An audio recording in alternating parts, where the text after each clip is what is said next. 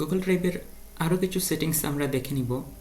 সেই ক্ষেত্রে প্রথমে একটি ব্রাউজারে প্রবেশ করব, তারপর গুগল অ্যাপস, ডান সাইডে দেখুন গুগল অ্যাপস নামে এই ডটে ক্লিক করুন, তারপর গুগল ড্রাইভ খুঁজে বের করুন। আমাদের সুবিধার্থে আমরা লেফট ক্লিক করে পজিশন ঠিক করে নিতে পারবো, যে কোনো অ্যাপসের পজিশন ঠিক করতে পারবো। লেফট ক্লিক করে যে জায়গায় আপনি নেবেন সেই জায়গায় স্থির থাকবে। ড্রাইভে প্রবেশ করুন,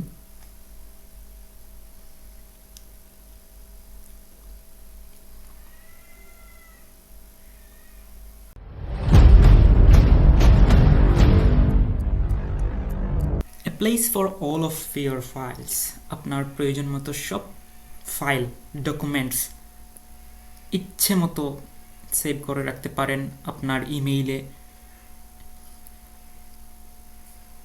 আর সংরক্ষণ রাখুন প্রয়োজনীয় সব কিছু আপনার গুগল ড্রাইভে। প্রথমে প্রবেশ করলেই আপনাকে নোটিফাই করবে গেট ড্রাইভ ফর ডেস্কটপ, ডাউনলোডে দিবেন, আবার ম্যানুয়ালি খুঁজে বের করেও আপনি ডেস্কটপ সফটওয়্যারটি নিতে পারেন। আমি দেখিয়ে দিচ্ছি। এই যে সেটিংসে ক্লিক করবেন, গেট ড্রাইভ ফর ডেস্কটপে ক্লিক করুন, তারপর আপনি পেয়ে যাবেন ডাউনলোড ড্রাইভ। এই জায়গা থেকে ডাউনলোড ক্লিক করলেই ডাউনলোড হবে, তারপর ইনস্টল দিয়ে দিবেন।